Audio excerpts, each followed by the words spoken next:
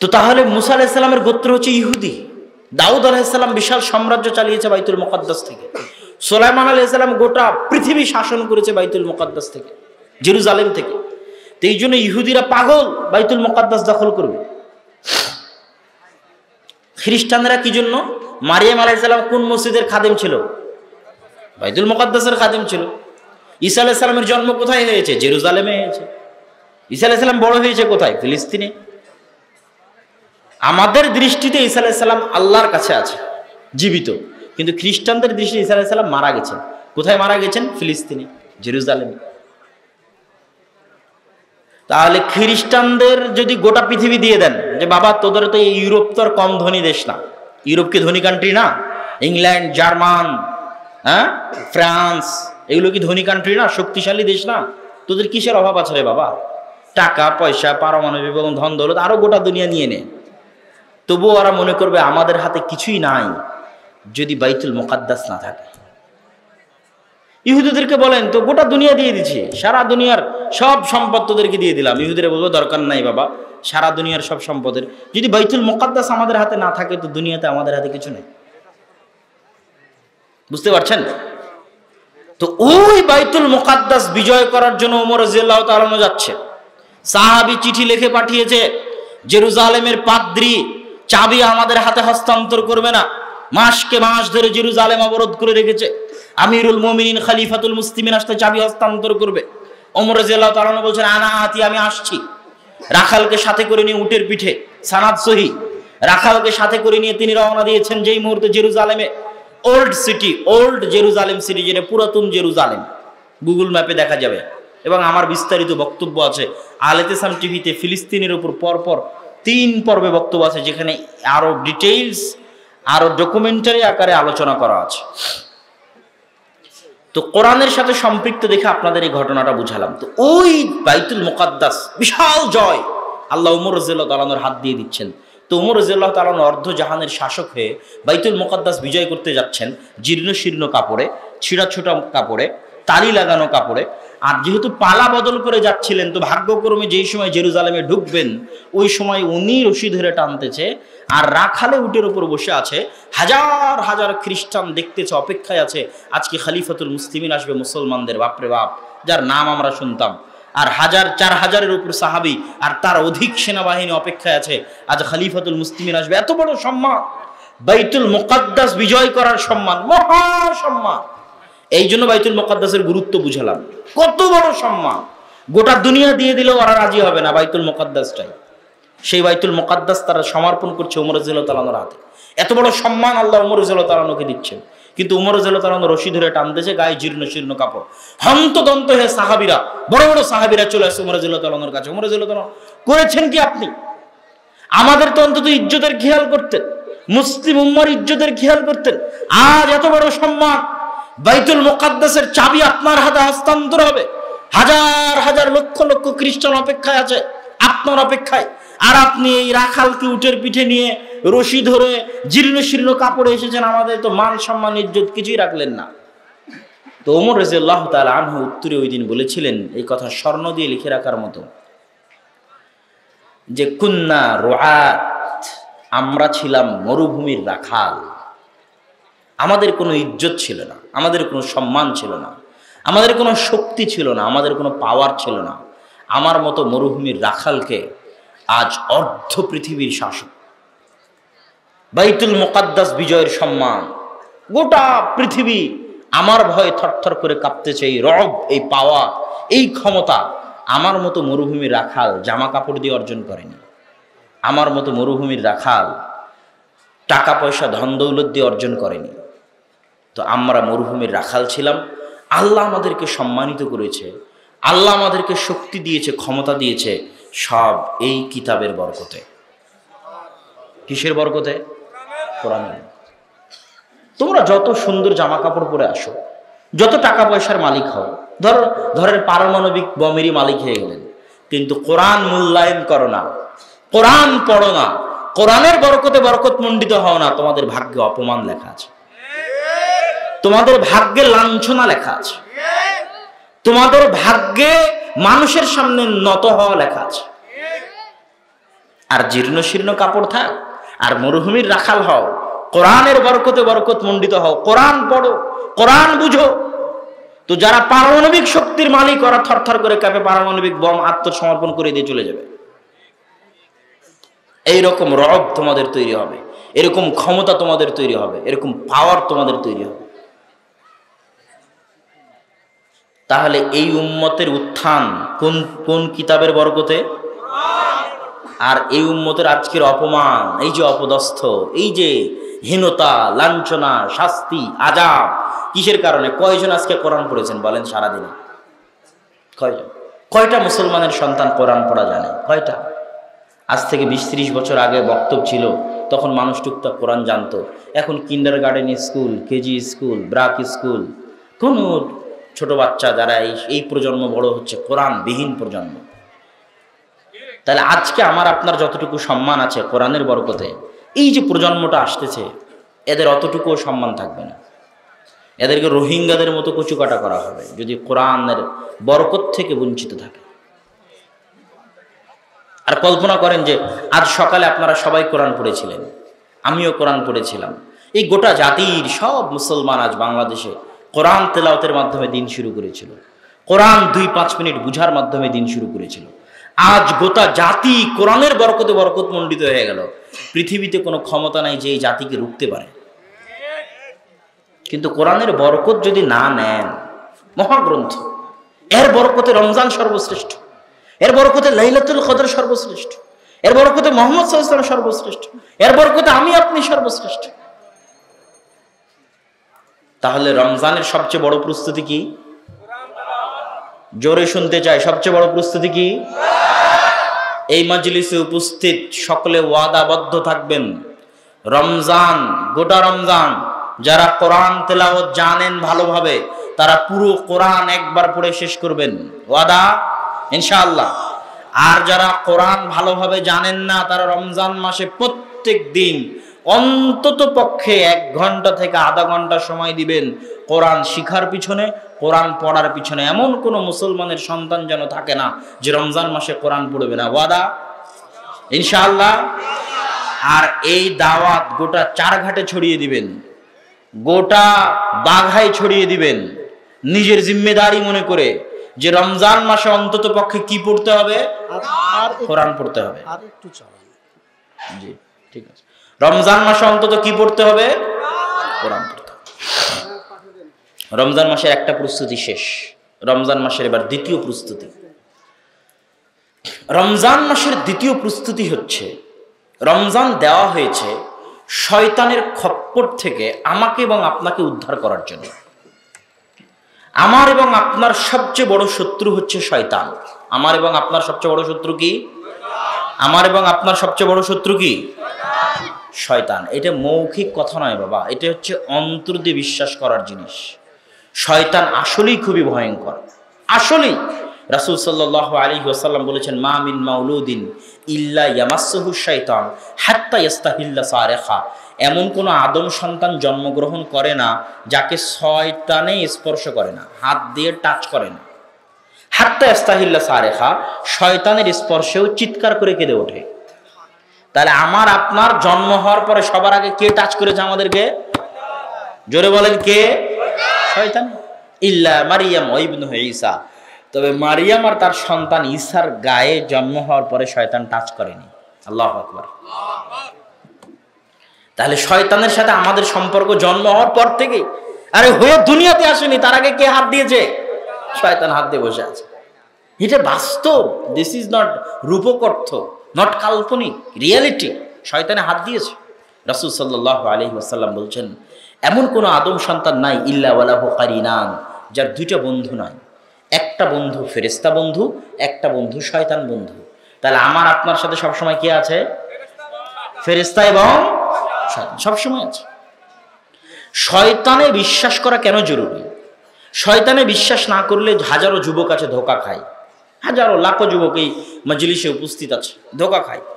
সকালবেলা ফজরে উঠতে পারছেন না তো মনে করছেন যে এটা মনে হয় আমার আরাম, আমার আয়েশ, আমার মজার জন্য আমি উঠছি না।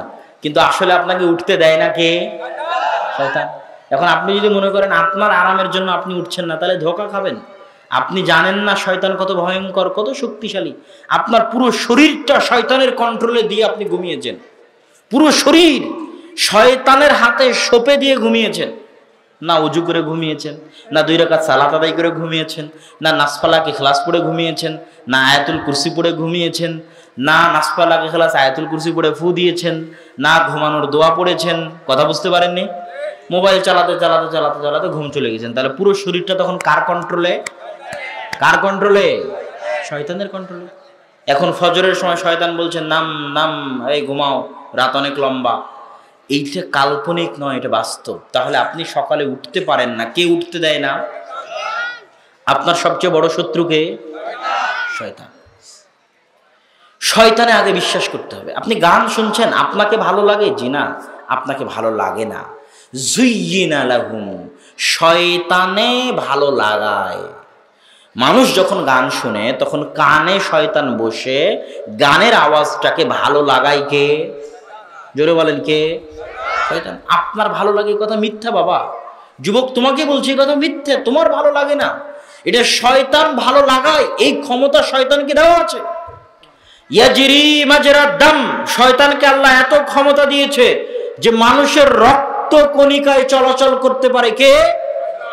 রক্তের মধ্যে চলাচল করতে পারে শয়তান। শয়তানের বাকায়দা মিটিং হয়। আমার আপনার জান্নাত জাহান্নামের কোনো মূল্য নাই, এই গেম, এই খেলার কোনো মূল্য নাই যদি এই খেলায় ভিলেন না থাকে। পৃথিবীর কোনো খেলা ভিলেনবিহীন, মূল্য নাই, খেলে মজা নাই।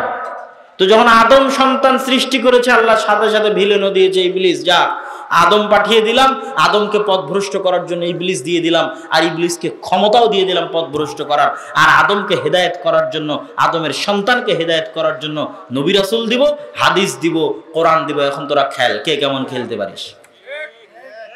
এখন আমরা খেলার মাঠে আছি।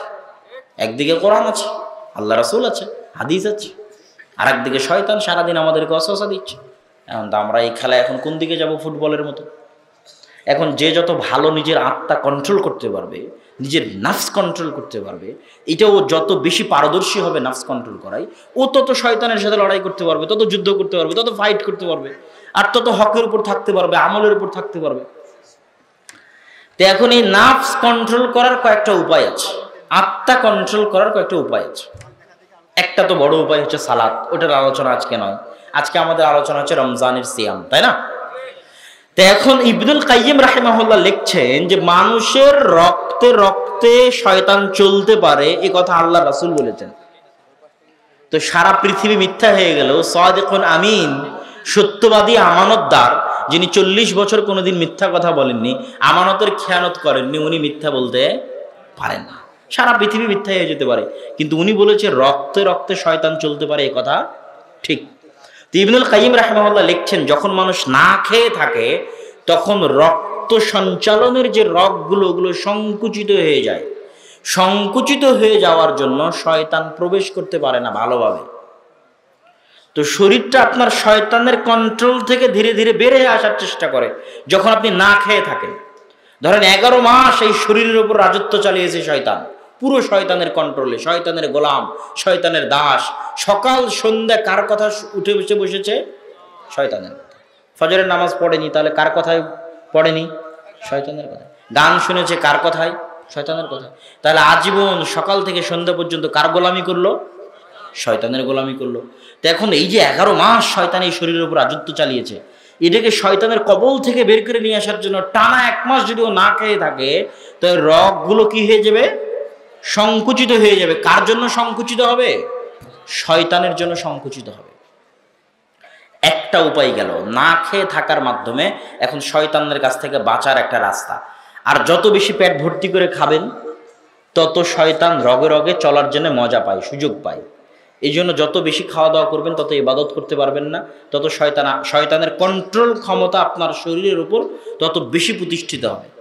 আর যত কম খাবেন, বেশি বেশি নফল সিয়াম রাখবেন, শয়তানের কন্ট্রোল থেকে বডি তত বাইরে বেরিয়ে থাকবে। বুঝতে পেরেছেন আমার কথা? না বুঝাতে পারলে আমার ব্যর্থতা। শয়তানের এই থিওরি যদি জাতিকে না বুঝাতে পারি তো আমি ব্যর্থ। কিন্তু শয়তান যে কত ভয়ঙ্কর, কত ভয়ানক, এবং মানুষকে যে 24 ঘন্টা শয়তানের কথা মনে রাখা উচিত, এবং মানুষের শরীর যে শয়তানের কন্ট্রোলে, মানুষ যে তার শরীরকে, তার নাফসকে শয়তানের কন্ট্রোল থেকে বের করতে পারছে না, এই জন্য যে মানুষ গুনাহ করছে, এটা মানুষের বুঝতে হবে। 2 নম্বর হচ্ছে একটা মাস চ্যালেঞ্জ নেওয়া যে আমি গুনাহ করব না।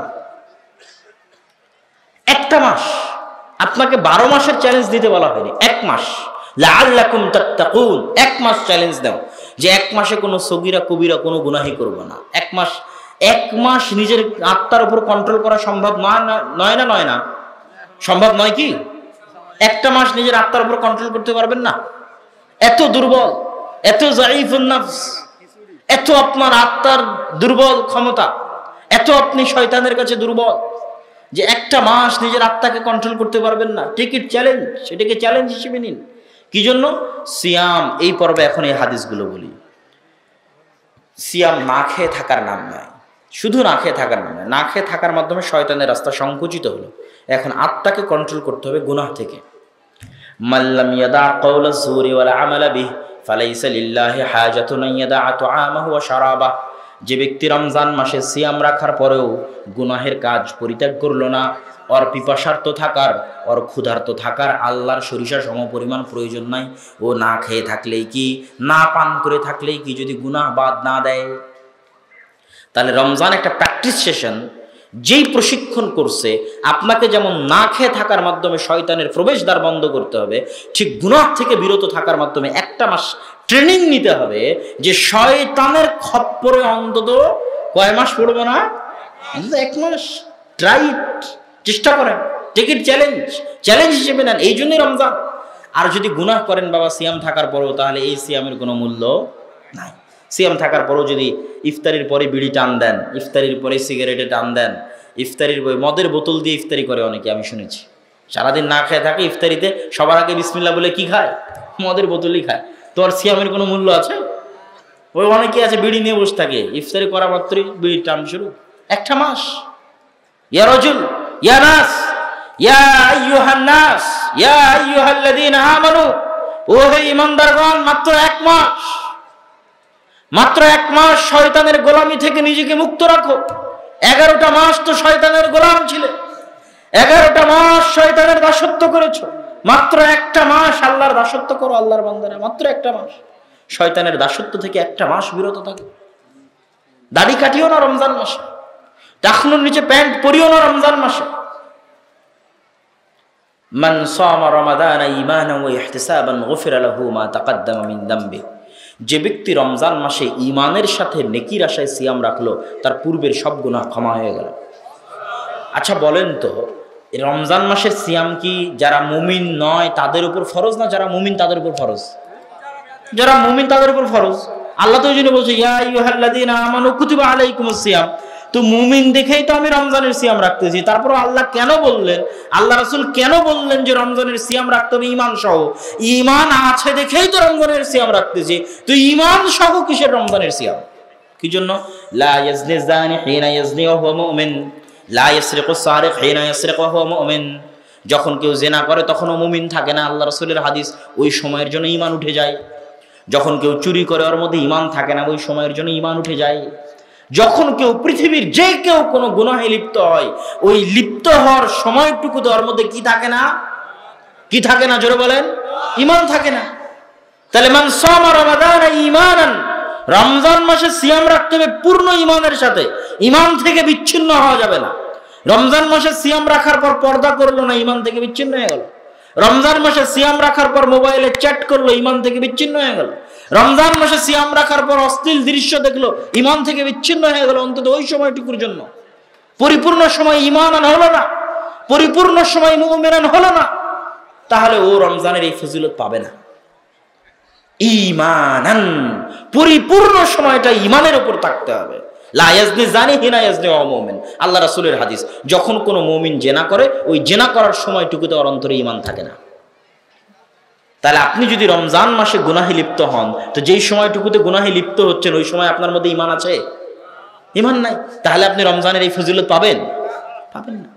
তাহলে রমজান মাসে আপনার জন্য দ্বিতীয় প্রস্তুতি, প্রথম প্রস্তুতি কি ছিল? জোরে বলতে হবে, কি ছিল? রমজান মাসের তৃতীয় প্রস্তুতি, গুনাহ থেকে, সাগীরা হোক কবীরা হোক, গুনাহ থেকে বিরত থাকার চ্যালেঞ্জ নেওয়া। টিকিট চ্যালেঞ্জ, মাত্র 1 মাস। আপনাকে বলিনি যে আপনি সারা জীবনের জন্য তওবা করে ফিরে আসেন, এটা বলিনি। 1 মাসের জন্য ট্রাই করে দেখেন যে 1টা মাস পারেন কিনা, নিজের আত্মাকে কন্ট্রোল করতে 1টা মাস পারেন কিনা দেখেন। আপনার আত্মা তো এমনি শয়তানের গোলাম আছে। মা এবং বোনদের সবচেয়ে বড় শয়তানের গোলামি কি জানেন? মা এবং বোনদের সবচেয়ে বড় শয়তানের গোলামি, আপনারা ওই হাদিস জানেন যে ইবলিস যখন সিংহাসনে বসে সমুদ্রের মধ্যে, আল্লাহ রাসূল বলছে সমুদ্রে কার সিংহাসন আছে? ইবলিসের সিংহাসন আছে। তো ইবলিস যখন সিংহাসনে বসে, বিশাল শয়তানের বাহিনী সামনে, প্রত্যেকে রিপোর্ট পেশ করতেছে, আজকে ওকে জেনা করিয়েছি, আজকে ওকে চুরি করিয়েছি, আজকে ওকে মানুষ হত্যা করিয়েছি। ইবলিস সন্তুষ্ট হয় না। একজন বলে আজ স্বামী স্ত্রীর মধ্যে তালাক করিয়েছি, ইবলিস লাফ দিয়ে ওঠে, ওয়ালতাজিমু, তার সাথে কোলাকুলি করে।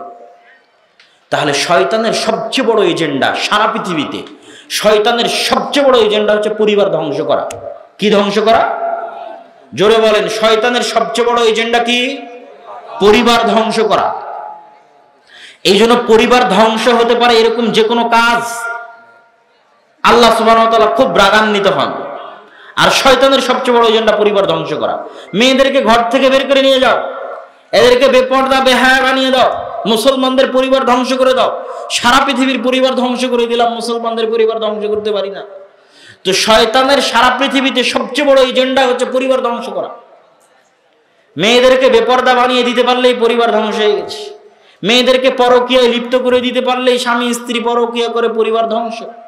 তালাক যত বেশি হবে পরিবার ধ্বংস, ডিভোর্স যত বেশি হবে পরিবার ধ্বংস।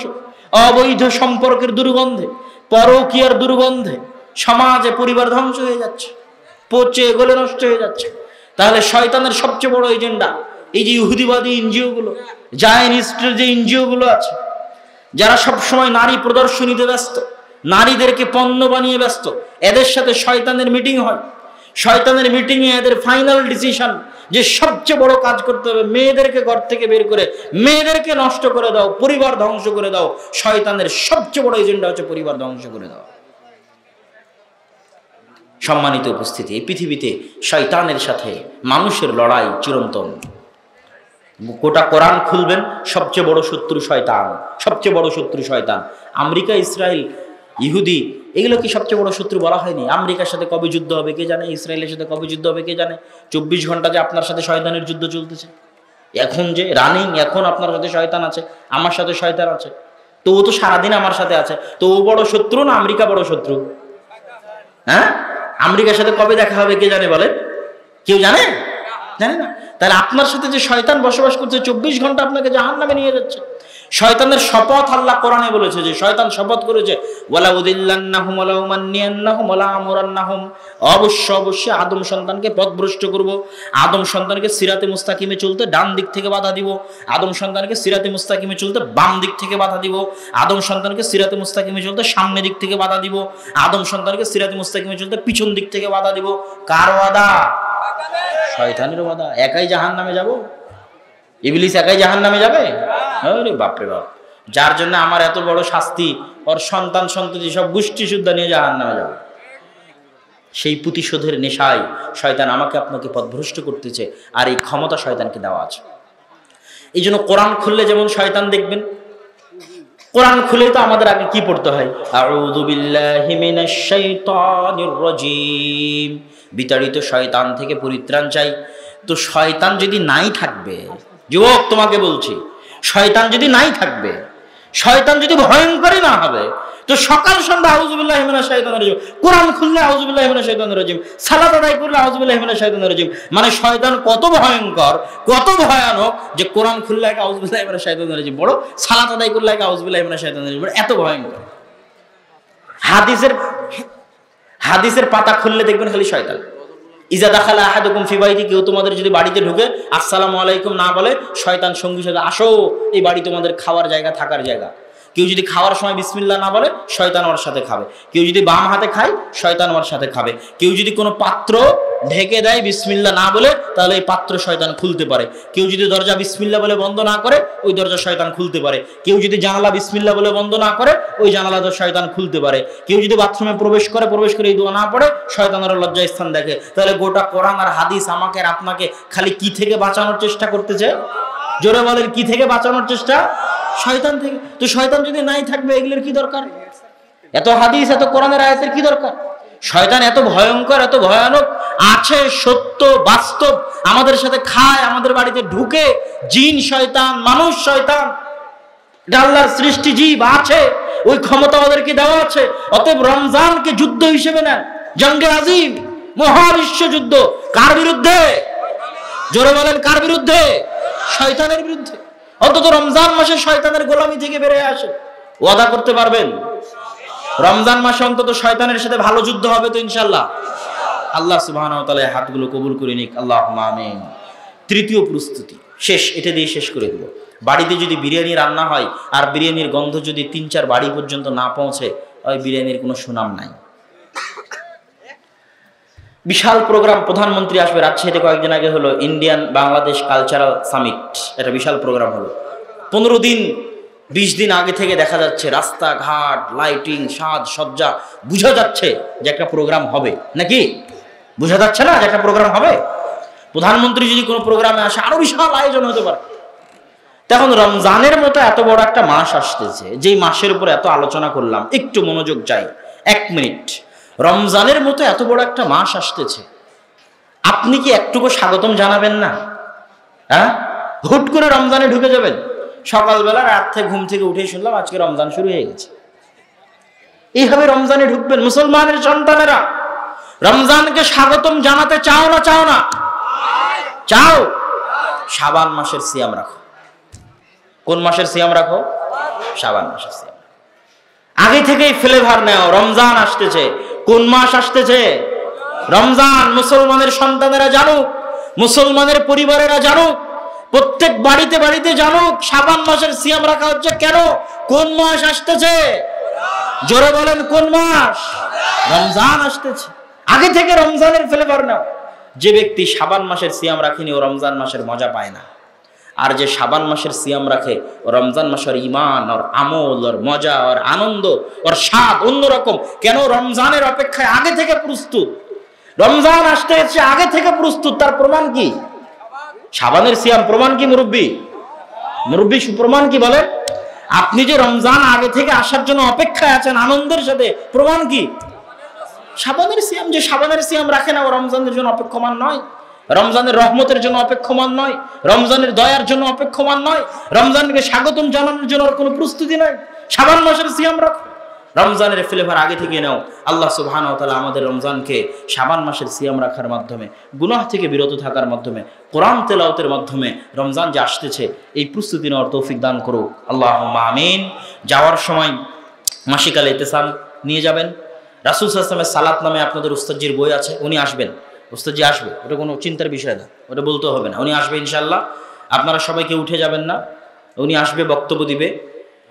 আর আমার আরেক জায়গায় প্রোগ্রাম আছে রহনপুর, আমি সেখানে চলে যাচ্ছি। আপনাদের উস্তাদজি শেখ আব্দুর রাজ্জাক বিন ইউসুফ আজকের অনুষ্ঠানে উনি উপস্থিত হবেন আপনাদের